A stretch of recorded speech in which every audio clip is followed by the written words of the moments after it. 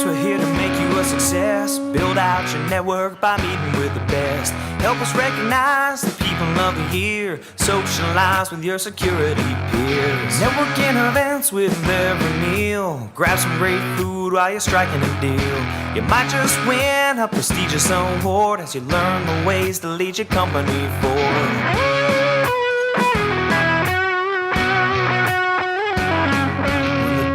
Over, well, the party ain't done. Grab a couple drinks, time to have some fun. Meet us at the ESX bar crawl. Come on down and have a good time, y'all.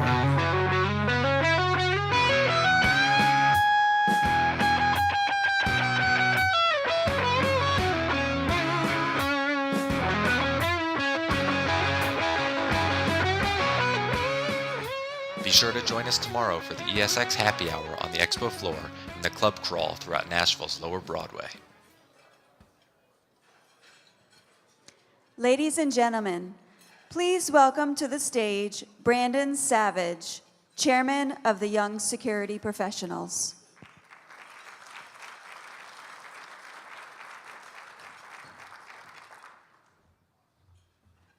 Good morning, everyone. Glad to see you here at the Eye-Opener Breakfast this morning, sponsored by the Young Security Professionals. I know a lot of you already got a chance to warm up last night. Hope you had a great evening, and glad that you still made it here nice and early this morning for this breakfast. I want to start off by thanking our sponsors for making this event possible, including ADI, Alarm Capital Alliance, Altronics, Axis Communications, Honeywell, Interlogics, Security America Risk Retention Group, System Sensor, Telguard, and Triad Distribution. If you can please join with me in giving them a round of applause for making this possible.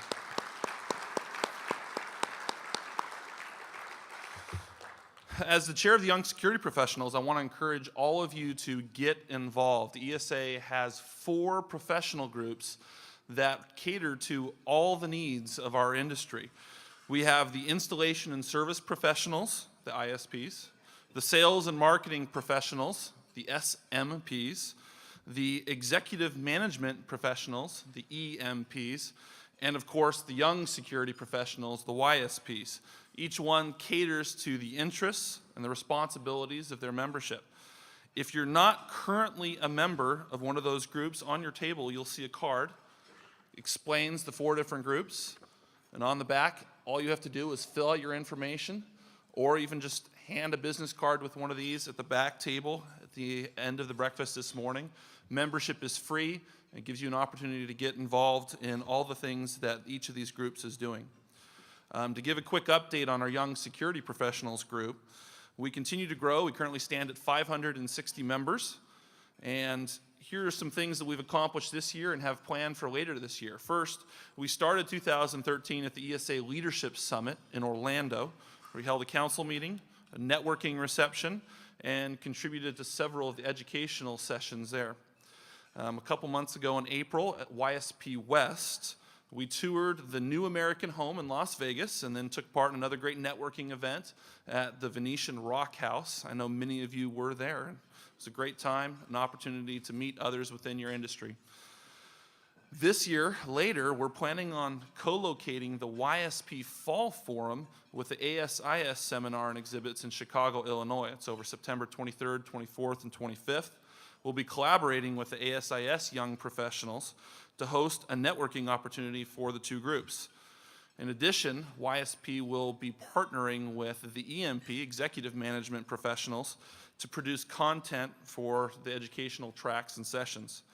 Forum attendance for that will be available to all YSP and EMP members. Again, end of September in Chicago, co-located with ASIS. It'll be a great opportunity to not only be able to meet with your cohorts here with this industry, but also kind of expand a bit out to the ASIS audience as well.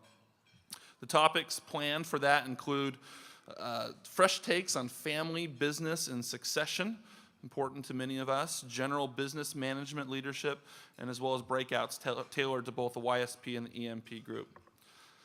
Last year at ESX, ESA introduced its ESA Gives Back philanthropic program. I'm very pleased to introduce this year's ESA Gives Back cause, the Warrior Dog Foundation. These special operations dogs are trained to find explosives, to seek out insurgents, translating into countless American soldier lives saved. And to introduce more about this program, we're going to watch a 60-minute video. Now, not 60 minutes long, it's from the show 60 Minutes, so don't nestle in and get too comfortable. We'll watch that now. Since 9/11, dogs have been used more than ever because nothing has proven more effective against hidden bombs than the nose of a working dog. The best of them serve with U.S. Special Operations, and they're in a league of their own. It's nearly impossible to get anyone to talk about them publicly because much of what they do is classified. But we were able to talk to the people who train them for this story. Tell me some of the things that these dogs can actually do. I mean, they jump out of planes, helicopters. You can free fall with them, you can rappel with them, you can fast rope with them, you can swim with them. And they can ride on boats, they can ride on your back. There's not really an environment that we operate in that you can't bring a dog. Dwayne Kahn and his dog Rex survived a tough deployment in 2010. I saw my dog, try to smash through doors, climb up cliffs, drag people down cliffs, just track people, find odors that were hidden up in a ceiling. Just you name it. It seemed like every day I was being amazed by these dogs. Green Beret Chris Corbin and Axe almost died together in Afghanistan on their final mission. Corbin says everything was going right that day, and Axe had already found one bomb. And I looked down, and he was just intently sniffing all around my foot, and it started to occur to me that, okay, wait a minute. With wires coming out of the building, we're already in a place that we know is full of mines. Why is he sniffing down my foot? And at that moment, it was just that too little, too late. And that was it. Axe was shaken up by the blast, but not wounded. Chris Corbin lost both his lower legs. Some people might say, well, that's unfair to the dog because you're sending this dog into a dangerous environment where he could very easily lose his life or limbs, be wounded, and he doesn't understand. I could make him scared of it and make him not do his job and send soldiers to the same death. That's my answer to that. Those who can't work anymore often end up with Mike Ritland, who started the Warrior Dog Foundation to look after them. Ritland is the first person to write a book about these elite dogs. He says when budgets are being cut, he hopes people won't forget how much a well-trained dog like Rico means on today's battlefield and on our city streets. When you see these dogs operate in the capacity that they can, using their nose and finding explosives in the manner that they do, that level of comfort absolutely skyrockets in your mind because you know that you've got one of the best trained, best equipped, best capable working dogs out in front of you that has your back. It's my great pleasure to welcome the Warrior Dog Foundation founder and former Navy SEAL Mike Ritland to the stage.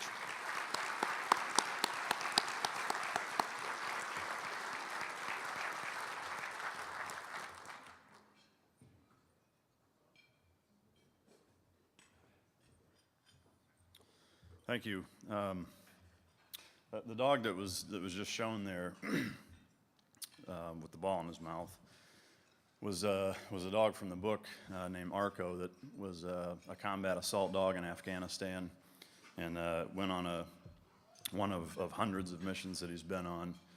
And in this particular instance, he was sent into a building to clear it, and there was an enemy combatant that was armed. Arco went in and apprehended him, and in the process, the enemy combatant shot him point blank in the chest with an AK-47.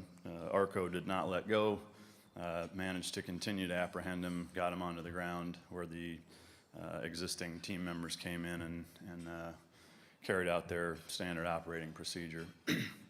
Arco was medevaced out and sent back to the States where he was rehabilitated and actually went and did another 2 combat deployments after that. And so for me, it's my honor and privilege to be here, to be able to say thank you to the entire group collectively and our nation as a whole for opening up your hearts and contributing to a cause that I hold very dear to my heart, and something that I think we can all agree is very important, because these dogs truly are lifesavers, and they do things overseas that enable us to do the things that we do at a very high level, and most importantly, enable us to come home to our families. So just on behalf of the Warrior Dog Foundation, I would like to say thank you from the bottom of my heart for all of your support, for having us here, and for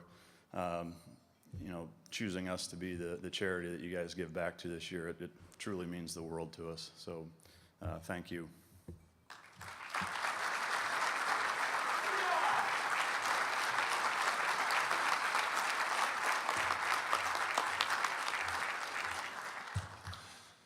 Thank you, Mike.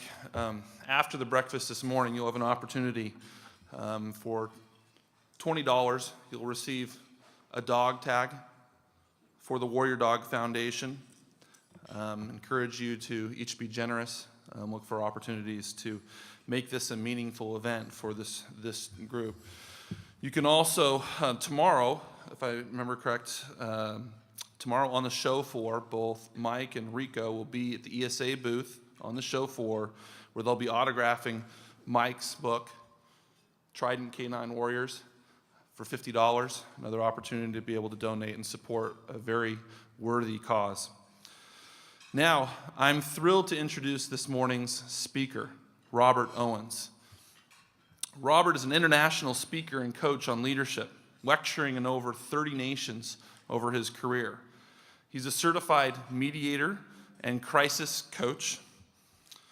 He completed 8 Ironman triathlons in 4 different countries, and he's one of only 2 remaining Ironmen that finished in both the original Ironman course in Honolulu and Kona, Hawaii. He's a former team leader with the U.S. Air Force Special Ops Unit, known as Pararescue. They're also known as the PJs. To give you an opportunity, to give you an idea of what Robert likes to do for fun, it's not only just jumping out of helicopters not thrilling enough. They need to jump out into the Arctic Ocean. And it's a great opportunity today to hear some of his words towards leadership and things that we can apply to our company. So I'd like to please join me in welcoming Robert Owens.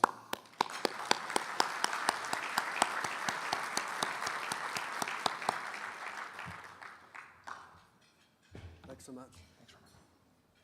Good morning, everybody. Good morning. Glad you're all here this morning. Let me see if I have my clicker up here. I, again, appreciate all your work in supporting Mike and what he's doing with the Warrior Dog Foundation. I'm in Southern California, Laguna Beach, just above Coronado, where Navy SEALs are trained. And the kind of work that Navy SEALs do is, to this country, unmeasurable. And the work that they do with their dogs is tremendous. You may know that there's 4 different, per se, military special ops groups in the United States. Navy has SEALs. Army today would probably be Rangers, DevCon stuff. Marines is Recon, and then the smallest group in the U.S. Air Force is called Pararescue. And it's our job to do medical primarily, and go in and get out all the guys that get wounded. And so I trained in San Diego, and my hat goes off to the SEALs. For me, they're still the toughest, even though I shouldn't say that as an Air Force guy. The SEALs are top.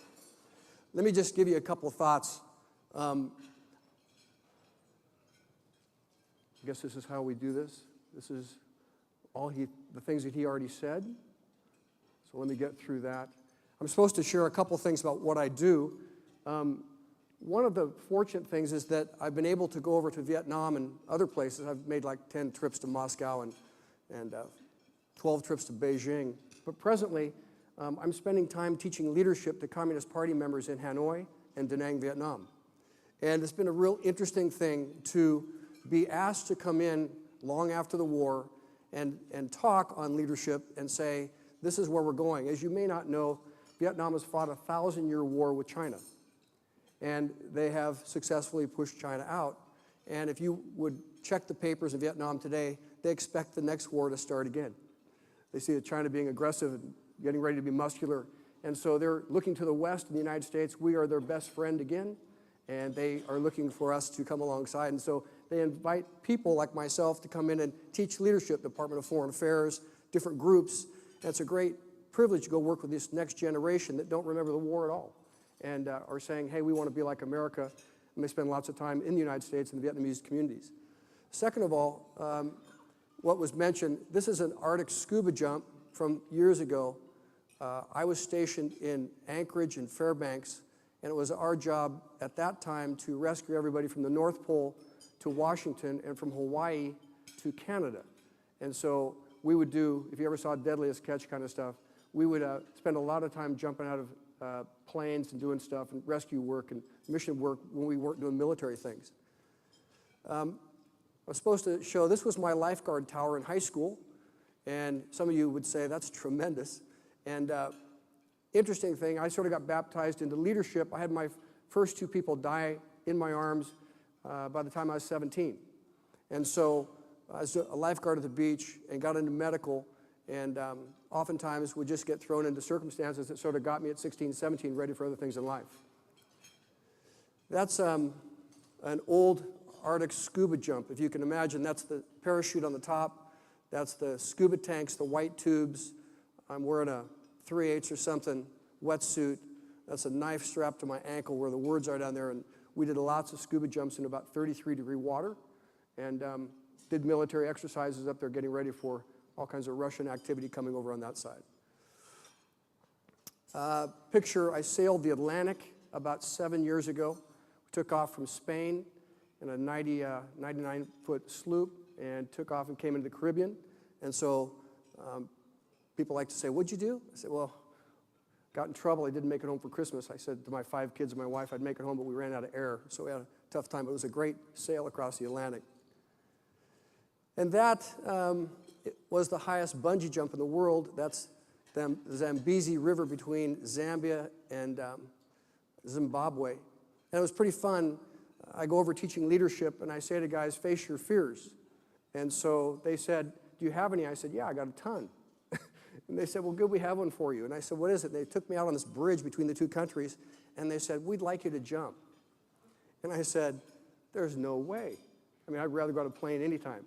And anyway, this young girl at 19 said, you're weak. And I said, I am. And so she convinced me to make this jump, and so it was a wild deal. What they don't tell you is it's one thing to die as you're going down. It's coming back up that they don't tell you about. And so that's the part where you think you're just not going to make it. This is interesting. If you want to be an entrepreneur, there's a guy who's an old dope smoker from London, and he said, how can I make money being crazy? And so what he does, he rents the rooftops of skyscrapers. And in the skyscrapers, he rents them, and he does what is called angel walking. And that's where instead of rappelling down the face of a 20 or 25-story building, you come down face first, you get out, you put it behind your back, and you put your feet up on the wall, and they say, ready, set, go, and then you run down the face of the building. And you run by the secretaries in the windows as you're going down. And there's a guy on the street that's got your belay just in case you don't make it so you don't splat into the concrete. And so this guy has rented skyscrapers in Hong Kong, London. This one is outside of Sydney. And so I was doing a leadership conference down there, and they said, we have another thing we'd like you to try. And so this was running down the face of a building just before hitting the ground. And one that's probably most of you would find interesting, you probably noticed the guy in the back. That's Tiger Woods.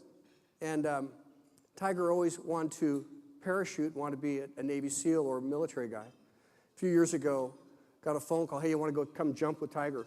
I said, where are we jumping? He said, tomorrow we're going to jump out at Coronado. I said, yeah, sure. Got on a plane, flew down, and a bunch of us did a jump, and Tiger did 16 that day. He always wanted to parachute into his own tournament. And things changed. So, of course, with sponsors and stuff, that wouldn't fly real well. So anyway, that's just an old parachute picture with Tiger. As was mentioned, I've done 8 Ironmans, 7 since I turned 50. When I turned 50, my oldest 6'5", 235, I'm a father of 5, this punk football player said, "Hey, Dad, you're pretty old, aren't you?" I said, "What's with that?" And he said, "You're old." So anyway, that inspired me to come back and get in the game. And that's Ironman South Africa, and that's Ironman Australia. And it's fun. I do that because it opens doors for me to speak with prisons and high schools and college athletes and pro athletes. It keeps me in the game. I'm 61, and there's a lot of old guys telling old stories, but it's something for all of us to stay relevant. And so one of the ways to stay relevant when you're working with young people and doing leadership training is to stay relevant. And so each year I try to knock out one, and it's an interesting thing. This morning, I've been asked to speak on ways to be a positive influence on people. And let me just give you a thought. I was introduced that this was going to be a leadership talk, and it can be, and it should be. This is a group that's 25 to 45, and I noticed that there's a lot of folks over 45 there as well. About 8 years ago, I was at the University of Beijing, in Beijing, China. I was in a leadership group, teaching leadership at the University of Beijing, which is a program with Harvard, where it takes the top students of the nation and they send those students. Many of you know that the president of China, or the premier of China today, his daughter goes to Harvard, which is an interesting thing. They swap students. And I was with John Maxwell. Some of you know the speaker and the lecturer, the author, John Maxwell. We were doing this leadership thing. And when all these young people in a room like this were introduced as these most brilliant Chinese students, the man who introduced us said, what we need you to know is we don't need more smart students. What our nation needs is better leaders. If you can help us get these kids, which they're Americans, kids sitting there too from Harvard, if you can get these kids to transition from just being smart kids to being better leaders and great leaders, that would change the destiny of our nation. And so with that thought, when I look at you, and I've been here a few times, and when I go to your different meetings and I see what's going on, the great need today is not just for business owners to be business owners, but for business owners to be leaders and to learn how to lead and encourage themselves to grow in their leadership and to develop themselves. And I want to list 8 things that leadership should have involved in it. Number 1 is the word passion. There's something that's unique about a guy that's running a business, that's entrepreneuring, that's making a difference with his staff. And there's 3 components that a leader should have. It should be vision, people, and leadership. Number 1, if you're going to have a leadership component for your business, if you're going to lead and set a 5-year and 10-year goal, and you're going to rally your troops and set your budgets, you've got to have a vision that's clear, and it's got to be something that all of your employees can tell you what it is because you've spoken it and they understand it. It's not complex, it's simple and it's clean. It's a vision where they can say, I know why I'm here, I know why I'm working here, I know I'm working for you, and I know why I'm working this hard for you. It's because of the vision. Number 2, you're going to have a passion also for people. I find many times that men and women who lead from a distance, and they're not emotionally involved with raising people, touching people, guiding people, mentoring people. If you're going to be a strong leader with your passion, it has to include, I'm going to take a bunch of people with me, and they're going to thank me. Number 3, there's a leadership component. There's a difference between a leader who leads followers and a leader who leads leaders. It's a completely different animal. There's a different expectation when you're around leaders than when you're around followers. And all of you here, as you develop your leadership skills, should come to a place and say, how do I lead? Am I leading well?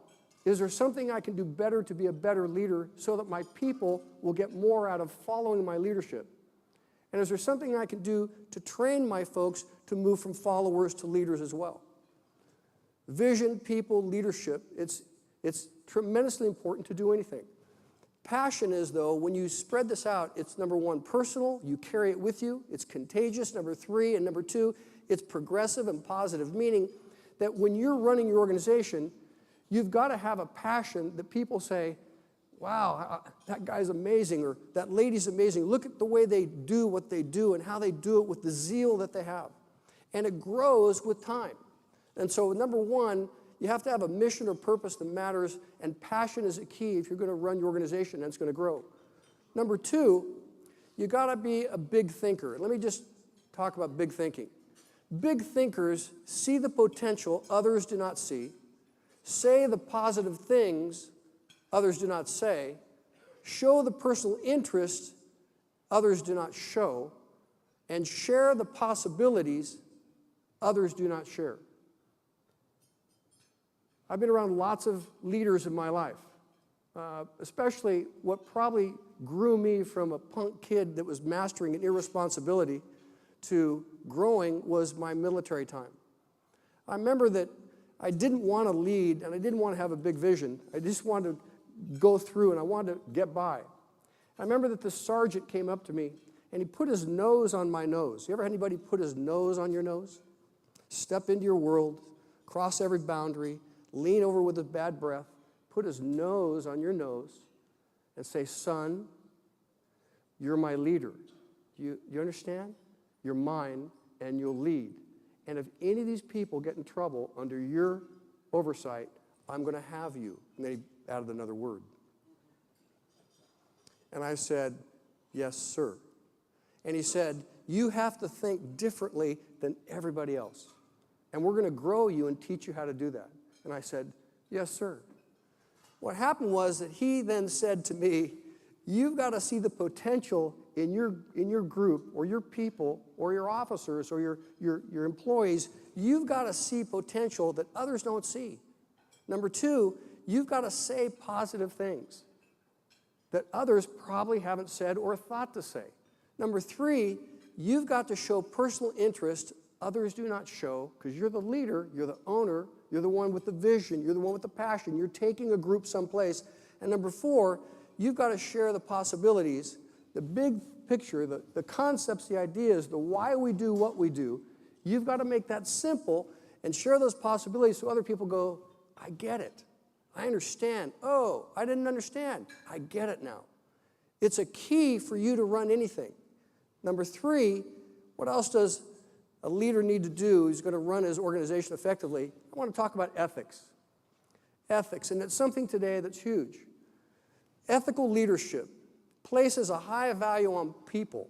And not only does it place a high value on people, but it takes the time to mentor people on how they're going to represent you out in the field. What kind of ethics do you want them to walk with when they're representing you in the field? When I was a PJ, they pulled us aside and said, we don't care black, white, inner city, urban, suburban, we don't care what your background is, we are going to instill in you the values that we want you to contain as you go out there representing us. We're going to re-familyize you, we're going to lay new foundation, and we're going to tell you, if you're going to work for us, this is how you're going to live. And if you don't like it, you should leave now. And they begin to systematically change our values to where they said, are you an ethical person? Are you walking in ethics? Are you above board in every situation? Are you above reproach that no one can ever make an accusation and tarnish the whole organization? I'll tell you this real sad story. About 10 years ago, 12 years ago, I was a good friend of a U.S. Senator by the name of John Ensign. And when John got elected in Nevada to the Senate from a Congress position, he said, hey, Robert, during the inaugural, you want to go to D.C. with me and sit in the Senate and go through the hearings and all the procedures? And I said, sure. And I went with John as he had an 80% approval rating in the state of Nevada. And he's a good friend. And over time, he let his guard down. And over time, he went down to adultery and got caught in the Senate. Many of you know it's been in the newspapers for now about 5 years, and he resigned his Senate seat. He got caught with his aide's wife. And I knew him when he was small in his own eyes. And then somehow power and authority and money and people telling you how great you are, all of a sudden you loosen up some things and what's the big deal? And oftentimes, for many of us, we let our guard down to our ethics. And the sad side of life is there's people all over the side of the road in life that have done well for 5 years or 10 years or 15 years, and yet somewhere along the line they said, what's the big deal? And they didn't check all the boxes, or they didn't tell all the truth, and it comes back to bite them. It's a sad thing then to go in. I'm a crisis coach, and people come in when they're in crisis, and they call me up and they say, hey, I'm in a crisis. Can I talk with you? And after probably the third beer on about the fifth hole, they finally open up, and they say, let me tell you what's really going on in my life. And I go, I'm really sorry. And how'd that happen? And we go through issues on how to then repair the damage that's going on, or they have another kind of crisis, it's personal or family crisis, whatever. Oftentimes, when we dig way down into the business side of that, we find ethical issues. If you're going to be a great leader, if you're going to stand the test of time, remember, I'm 61 and I started in this thing at about 20. And so, for those of you, this is a 25 to 45 group with older folks around listening as well. I'm a grandfather and father of 5, been there, done there, got it. To go the full life without blowing up, because you can be hot for 5 or 10 years, and life hits. To be hot all the way through, to make it all the way with, that's great, good job. You've got to always have your ethical boundaries polished and reminded of by other people in your group, where people say to you, are you still walking where you need to be walking, or have you begun to cut corners? Ethical leadership places a high value on people, and then it chooses to mentor them, because the guy that teaches ethics will probably do better than the guy that just listens to it. Number 2, does not sacrifice long-term benefits for short-term success. And number 3, chooses to do what is best for the team and group over personal desires. I find so many places that there's selfish leadership, and the group is only there to serve the 2 or 3 guys making the big bucks or making all the plans. And it usually train wrecks somewhere down the road. Great leadership with great ethics will always think of the group over the individual, and will always think of the long term, not just the short term. Or 4, if you're going to be a positive influence on people, leaders have the ability to convey confidence. 5 things. If you're a confident leader, you'll believe in people, you'll encourage people, you'll carry people, you'll correct people, and you'll focus people. When you're working with employees, it's interesting to shape them into the culture of your organization. But there are times when you'll have to do these things with them, like believe in the people when they don't believe in themselves. You can do it. We'll make it together. It was a mistake. Let's try it again. It wasn't a deal breaker. Or number 2, encouraging people. There's a lot of time out there in this economy where there's so many people that are so discouraged in so many ways, but they don't want to tell you on the job that they're discouraged. It's your job as a leader to figure out who they are, where they are, and what they need at any given moment. Number 3, there's a time to carry people. Crisis happens to a lot of folks. Difficulties happen. And yet, if you are a wise leader, you'll learn when to cut people or when to carry people. And that's a skill. And number 4, the position of correcting. I don't know how many of you sign up for Correcting 101 in life, but there's something where I appreciate the people that have corrected me in my life. Some have not done it very well. Some have done it really well. And I've always appreciated those who said, hey, appreciate you, love you. Don't ever do it again. You're wrong. Got it? And they look at you and you go, got it? Don't do it again. There's something as an employer, as an owner, where you have the responsibility in your leadership with your passion and your vision and all things to also learn how to take people, shape people, but correct people as well in the right fashion for the right personality, in the right place, in the right time. Always praise in public, always correct in private.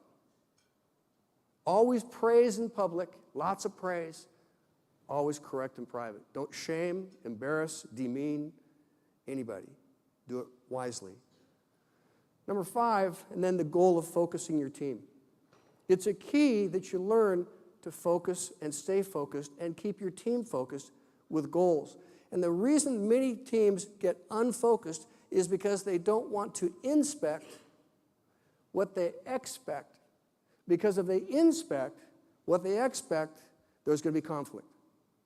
And so many people run from conflict, don't like conflict, don't want conflict, just emotionally got enough, don't need any more. So they don't inspect what they're expecting because they knew if they found the person lacking in what they expect, then they'd have to go into conflict with them. If you're going to be a leader, you're going to have to love conflict. Not because you like the power of conflict, but because you have to enjoy righting the ship, making it right with minimal damage and not losing people along the way. You have to keep your ship focused. Ways to be a positive influence on people. You model good decision making. Let me list, when I go through these different guys that I spend time with, or ladies, and they tell me the issues that they have, poor decision making looks like this. It usually has poor timing, it has lack of good counsel, it has insecurity, meaning they've made decisions when they were insecure, not when they were secure. 4, having not all the information, oftentimes brings out poor decisions. Number 5, there's personality conflicts, so they make a decision in the personality conflict.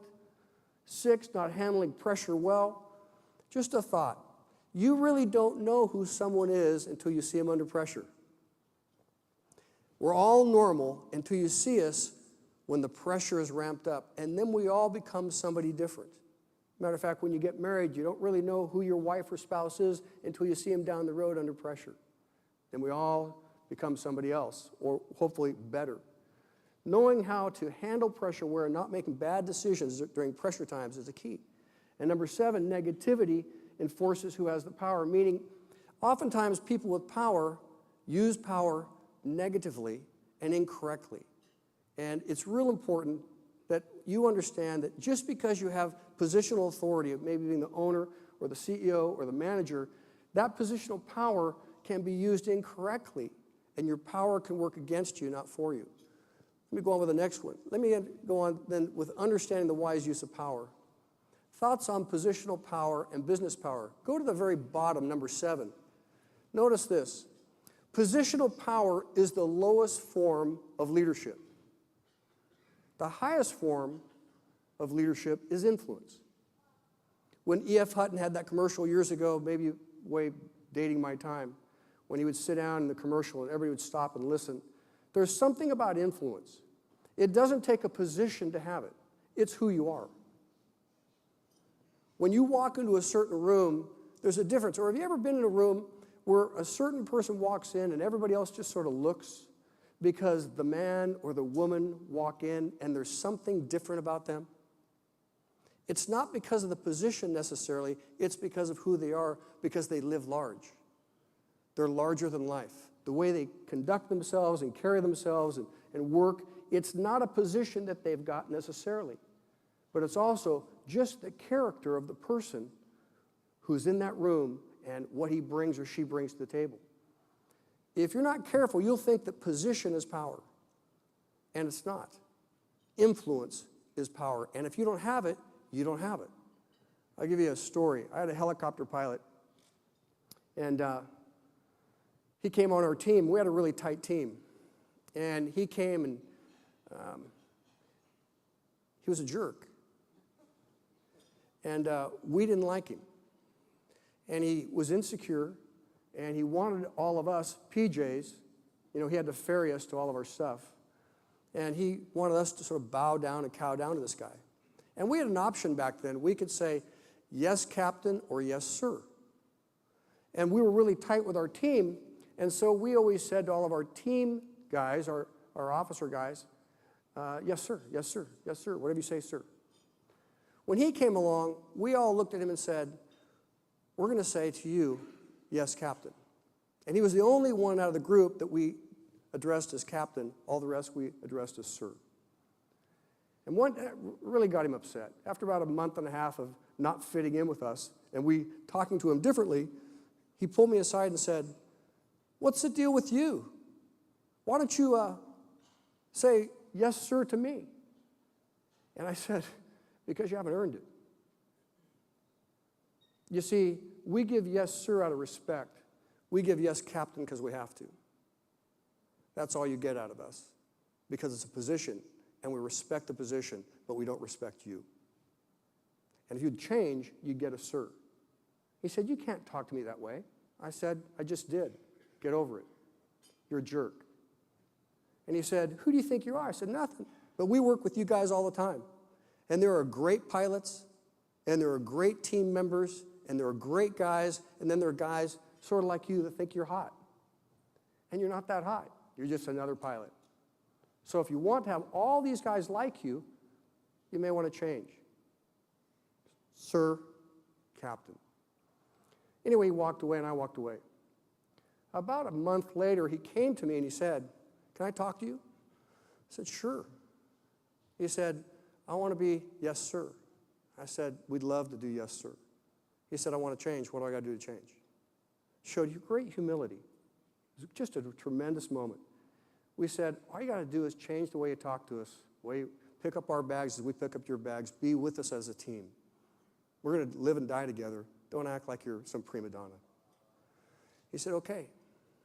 What was interesting was about 6 months later, he got that promotion that he coveted, and all the guys clapped for him. We're really happy he got his promotion because the guy changed. Because position is the lowest level of leadership. Just because you got a title or a corner window doesn't mean that you're the hot shot. Influence is leadership. And if people want to follow you, not have to follow you, it's the greatest thing in life. I have a business owner today. I've counseled with this business owner in your industry in a certain city where all the employees have said, we only work for him because we want to keep our job. Do you like him? No. How long you lived there? 10, 12, 15 years? You work for the guy? Yep. Do you like him? No. We just keep the job, benefits. What kind of a team do you have? We don't have a team. We have him, then we have us. Okay. You don't want to be in that position. Thoughts on positional and business power. One, shows that they can be trusted when used properly. When you are a wise leader, you are a wise leader because your leadership shows that you can be trusted with the power that you have and you use it wisely. Number two, leaders who enjoy power too much should not have it. Three, you got to remember that power is only temporary. As I have said many times, there are seasons of life, and you may be powerful at the moment, but life changes. Sickness, disease, family issues, financial issues, investments. It's so easy for your world to implode. Power may seem like you have it for a long time, but it's only temporary. You ought to listen to the new Jack Welch now versus the old Jack Welch. And he talks so much about this today as he's changed in the last 10 years. Number four, power, it's for helping and developing others. It's not just for you to utilize to be the man or the woman. And number five, power always tests a person's character. Give people power and see if they change. See how they act. Is the power being used wisely to help others, or is the power used to aggrandize an insecure person who wants to be more and more recognized? Because, and here's a thought. When the crisis work I do, if you take a coin has two sides. And you see pride on a guy, pride, puffed up, egoed, all about him, the man, center of attention. The greater level of pride in a man is always the greater level of insecurity in his life. Why do leaders walk in such great aspects of pride? Because so many times they're so insecure, and that's their cover. You want to be the kind of person that power will always test a person's character, and it makes us better. And given because of track record of good decisions. Why have you been entrusted with more and more power and authority? Because of a track record of good decisions. And number seven is, again, positional power is the lowest form. The highest form of power is influence. What also must a good leader have? and I really hope you 25 to 40-year-olds or 25-year-olds will listen on this as you're in your formative years of what kind of a leader that you want to be. A good leader also models, again, good decision making. Oh, I just did that one, didn't I? Let me go down to the next one. Went the wrong way. The next level is has a commitment. A leader has a commitment beyond that of all others. Meaning, another component that a good leader has is this ability to model a commitment without being dysfunctional, where he models, number one, commitment, he models the cost, or she models the resolve, or the sacrifice, or the no excuses, finds a way to win. I'll never forget, when I was about 19, I had a ponytail, and I lived in my van, and I traveled around the United States in the ski business. And I was in the film movie business, and I showed movies around the United States. And the West Coast was one side, then I'd do East Coast ski stuff, and I'd live in my van, and it was a wild time.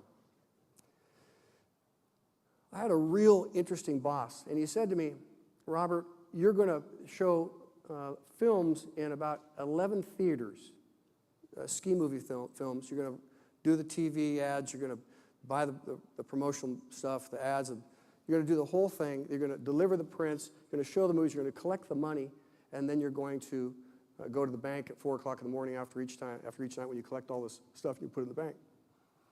And it was in Torrington, Connecticut that I had a frozen moment. I was 19, it was about 30, 40 below zero, and my boss had said to me, don't come home until the job's done. And he didn't understand, I think he really did, but he didn't understand that when I picked up back then the payphone to make a phone call, it froze to my cheek. That was cold. And I was a kid, and I wasn't allowed to come home until my job was done. And he said, if you have a problem, call me, but don't come home unless the job is done. And I remember thinking at that point, this is going to be an interesting life. If I'm going to be held accountable that I can't ever fail, or that if I fail, I have to fail forward, I have to do it right. I have to learn from this. I said, this is going to be an interesting thing. When he got me back, he took me into his hotel room after a 6-week tour on the road, and he said, you know, I'm really proud of you. You're a Southern California kid. We didn't know when we brought you in what we had. But you thought on your feet, and you lasted, and that test of that New England winter, being so cold, you proved that we could trust you, that you would find a way to win. When I had probably 16 employees and about 45 volunteers one time, they would always come in and say to me, what do you think? And I'd say, if I wasn't here, what would you do without me? How would you do it if I wasn't here to make the decision? You go back out, come back in 30 minutes and give me 3 options on how you do it if I wasn't here. Because it's not my job to make the decision, it's my job to mentor you to make better decisions and learn how to lead, because someday you'll lead and you'll take my place. There's something about being with these things on the screen that a positive leader models commitment, but it's going to be a cost to it, and a resolve, and a sacrifice, and no excuses, in a way that doesn't cause your whole organization just to be dysfunctional, but they appreciate what you're putting in their lives. It'll work with kids down the road where they'll come back and they'll say, thank you for mentoring me in things that I just didn't understand. If you'd say to me, who mentored me in my life, I'd say my high school coaches and my military leaders. They taught us things that when you get on the outside in the civilian world, you can say, what's the problem? We can do this. It's not a bigger problem. Let's take it apart piece by piece, and let's all work on it together, and you help make the decisions, not just have me make them all. Lastly, let me talk on this commitment thing. Commitment develops the right culture, expectation, standard, work ethic, and team spirit. Each one of your businesses has a culture. The challenge is that within your culture, there's the spoken culture and there's the non-spoken culture. And when you bring new employees in, it's not that they don't understand the spoken culture, it's that they bump up against the non-spoken culture. When you are the leader of your organization, you've got to set the tone for the culture of the organization, whatever that looks like. You start meetings late, you start them on time. You cut slack for this or not for that, or certain groups privileged over other groups, or we He's an all-star, so we cut him different kind of a deal than we do everybody else. You set the culture, and if you want to know what the culture is of your organization, ask your employees, and they'll tell you. But it's your job to define what the culture is of your organization as the leader, and the expectations, number 2, and what standards will we be held to? Are there any? Or do we all do what's right in our own eyes? And what kind of a work ethic are we expecting on the ground, middle management, upper management, leadership team? What are the standards that we want to have and we want to be held accountable to, and we've even made them public what our standards are? And lastly, that breeds then a team spirit. And that team spirit is where everybody says, I would work here for free. I like these people so much.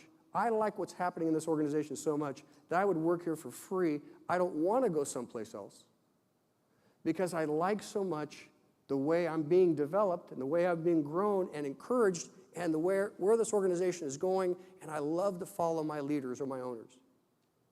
Can they say that about you? Time of questions and answers. I appreciate being able to be here.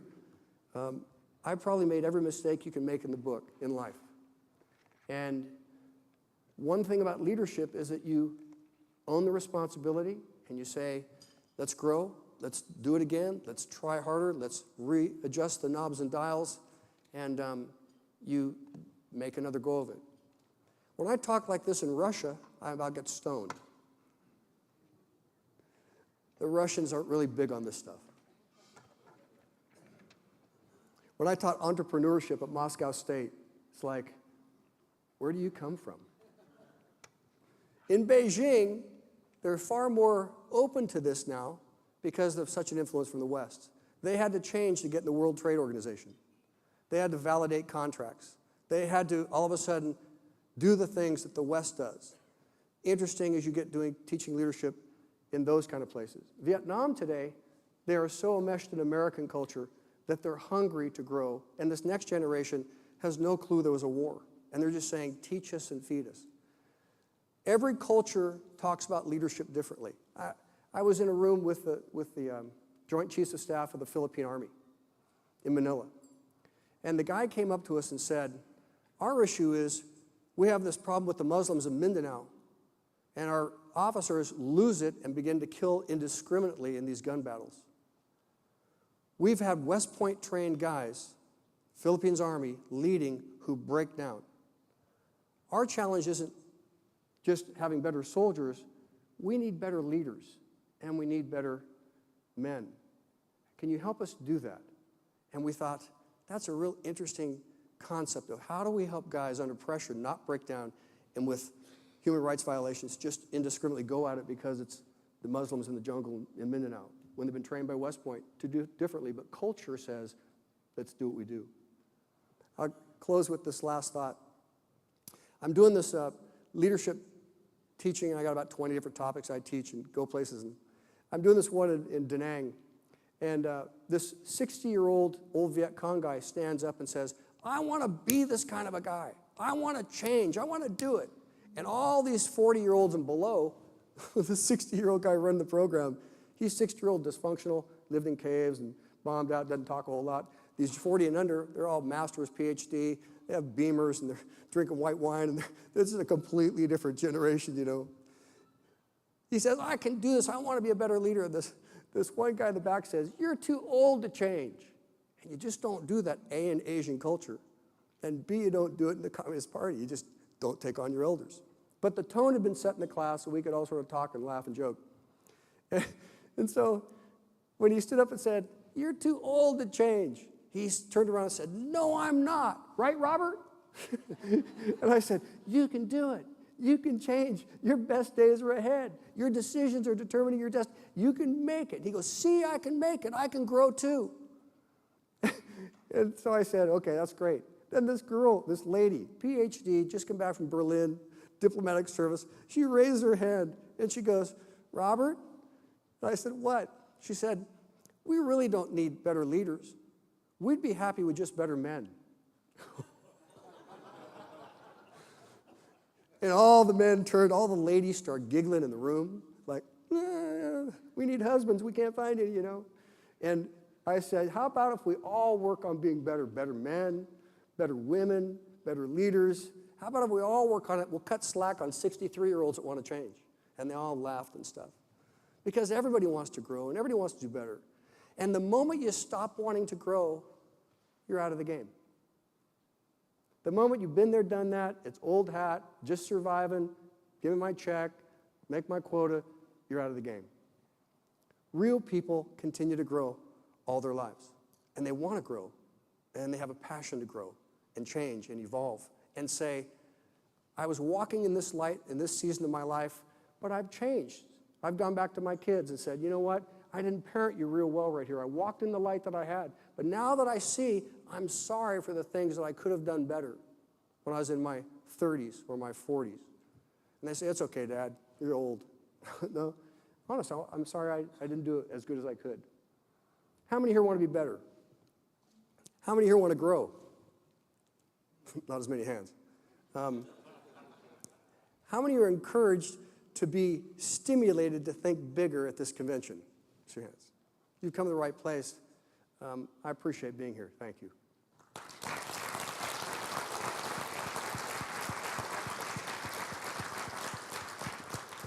George, why don't you come up and stand with me real quick?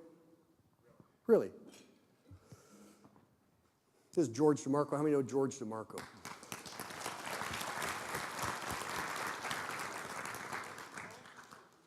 Can you make this big step, George? Thanks. Good. Why don't you get right here? Give a couple comments on those thoughts, and let's open up for questions and answers, whatever time we have. Wow. Following him is awesome. He did a great job. I met Robert years ago, and we've become very, very good friends. And the one thing I know about Robert, he's always about serving others. And he always says to me, what can I do for you, George? And when you have somebody like that in your life, it's a tremendous asset because you learn that it's really not about you, it's about what you can do for others as a leader. And a true leader is what he said, is being that influence on people. And I respect Robert for it. And it actually kind of changes the way you look at people and the way you interact with people. So a lot of these, there's a lot of words up here, but if you really take a few of them to heart, it will change your life. Thank you, Robert. Sure. Any questions or answers? Do I do that? Do I have time? I'll kick off the questions. Sure. Robert, so much management communications these days is done through technology. How, through the phone, through email. How do you lead through technology or in spite of technology? When I'm called as a crisis coach to come in and work people on their briefs, so I went back to Pepperdine and got the certificate in conflict management and dispute resolution, mediation. When I work with employers and HR stuff, so many times emails and texts are the biggest offense givers. Because when you communicate with somebody, you communicate three ways: in word and gesture and spirit. Word is one part, tone of voice is another, and body language is another. When you strip tone of voice and body language out of communication, and all you have is the written word, there's so many things that people misread when they read information passed back and forth. So I'm not a big email fan in the sense of, if you have something vital to do, you better make sure it's real clear, and more times than not, offenses happen when people misread their technology information. When I communicate, I tell people, and especially I'll call my daughter at UC San Diego, and she won't even answer the stinking phone. She'll text me back. And I'll say, don't text me, I'm paying your bills, call me.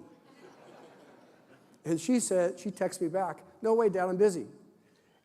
And I say, you don't get it. I'm old school, but you're going to learn old school pays your bills. Communicate with me. You have to really be careful that you teach your employers and your employees and your folks how you're going to communicate. Because what's good for one generation is not good for another, and actually what's good across the board may not work. So I would be very, very careful in thinking how you want your staff to communicate to minimize the amount of misunderstandings and even offenses that can be out there. Is that okay? Somebody else?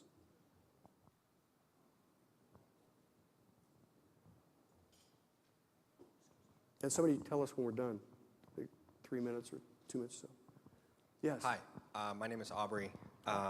Quick question about staying focused and positive. How do you do that if there's someone on your team that is competing against the mission or the values that you're trying to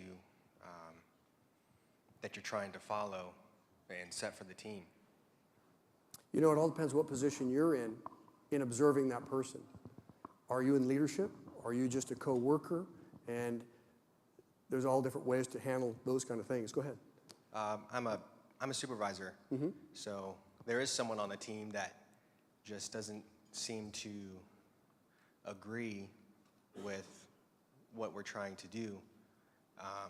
Who's your upline? Who do you report to? I report to the tech support manager. Have you ever shared that concern with him? Yes. And what do they say? We've tried a couple different methods, bringing him in on a, for personal conversation, trying to dig deeper, find the root cause of maybe the insecurity or what's actually going on in that person's life. We've tried the, discipline route, and it just seems to be, dead ends everywhere, even though it's a consistent effort to try to get to the bottom of what's actually happening. I imagine those over you are going to have to put together a game plan on how they're going to sit down and say, this is deal breaker activity, and we like you, we're for you, all the positive things, that's why we brought you in. However, this kind of stuff seems to be working against team and communication, and so we'll give you 3 months to work on it or make some sort of a game plan and say we'll hold you accountable to that and bring you back in until you have it done. And all you can do is look to your upper management folks to say, how do you want to handle it? It's not my position. Thank you. Sure. One more question. Sorry to be selfish. I have a school project that I'm working on right now where I need to interview somebody that is in a position that I would want to be in. Can we talk after about setting up 10 minutes to do that? Sure. Thank you. Sure. Smart kid. Smart kid. I used to go up to guys like me, and I'd say, I'll give you $100 to eat lunch with me. And they'd say, why? I just want to spend time getting to know you. They'd never take the 100, but it always got me a lunch. So it was a good move. Sweet. Hey, Robert, you're talking to a lot of different folks about leadership. What's the biggest mistake or the most common mistake that you're seeing in leadership on all these different groups that you're talking to in last year, let's say? Are you talking about the government or business? Go post it on Facebook, George. George.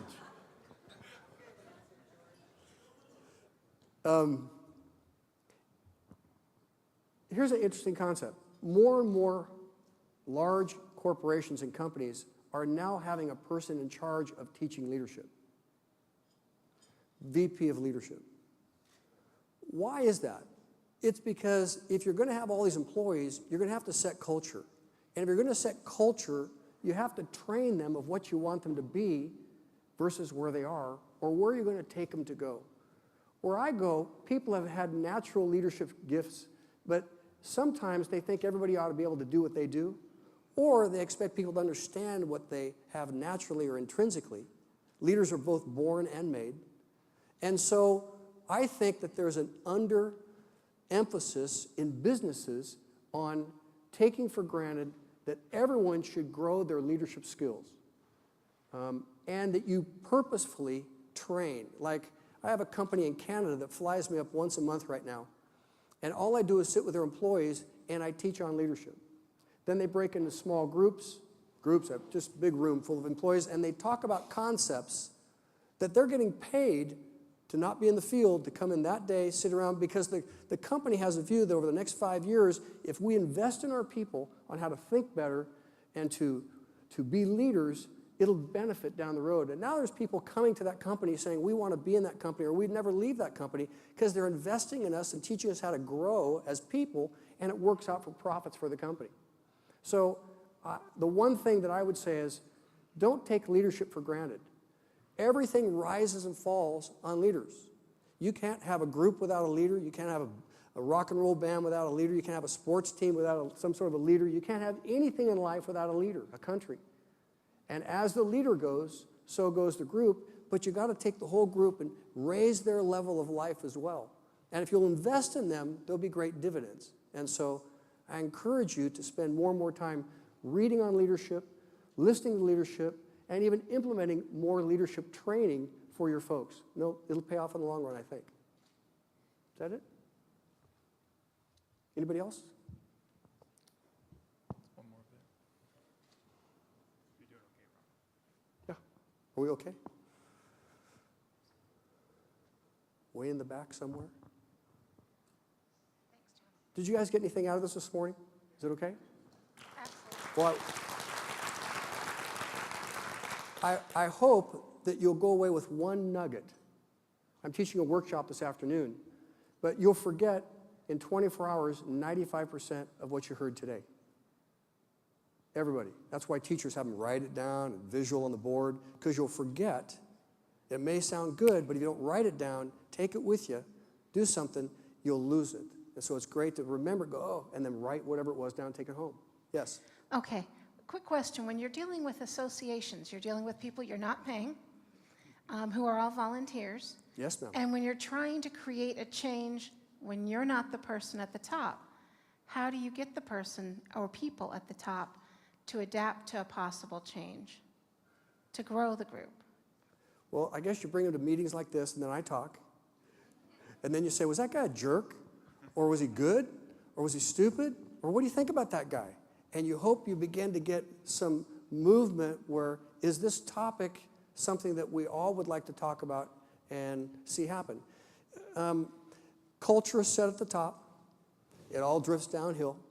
You're trying to work up, you'll be working a long time. And so the hardest thing you can do is try to work up to change culture.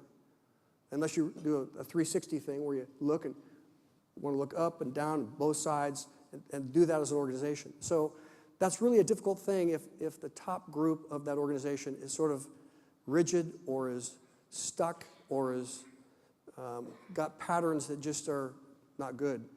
You have to either give them a book or give them a tape or say, can we talk about this, or find some entry. But it's a really hard thing to do. I wish I had a better answer for you. Okay, I think that's it. Yes, so now that Robert stuck his nose on my nose and got me up here, thanks, Robert, for doing that. I just want to plug one more thing. Robert and I are going to be doing another seminar at 1:45 today on purpose-driven culture, and we're going to dig a little bit deeper on getting to know you as well as your employees. So you're welcome to join us at 1:45 today. Robert, thanks for doing a good job. Brandon, you're up. Thank you.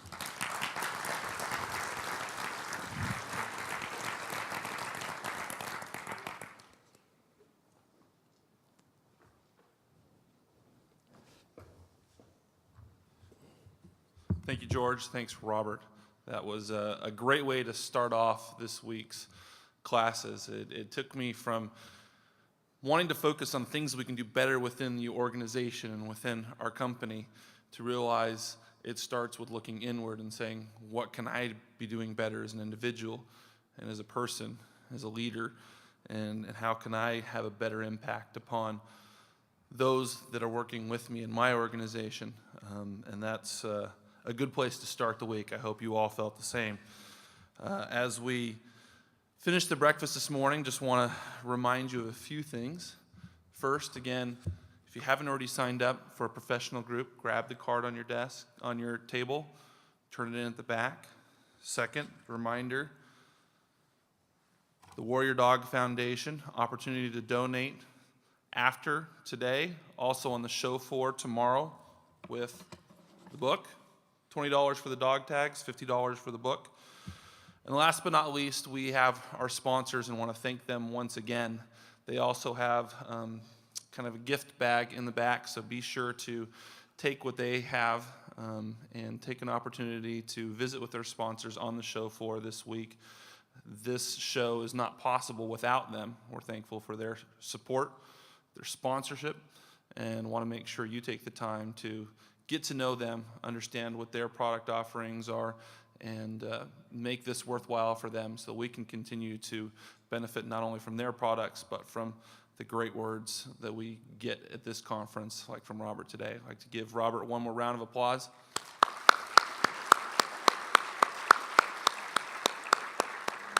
And look forward to having a great week here at ESX and here in Nashville. Yeehaw.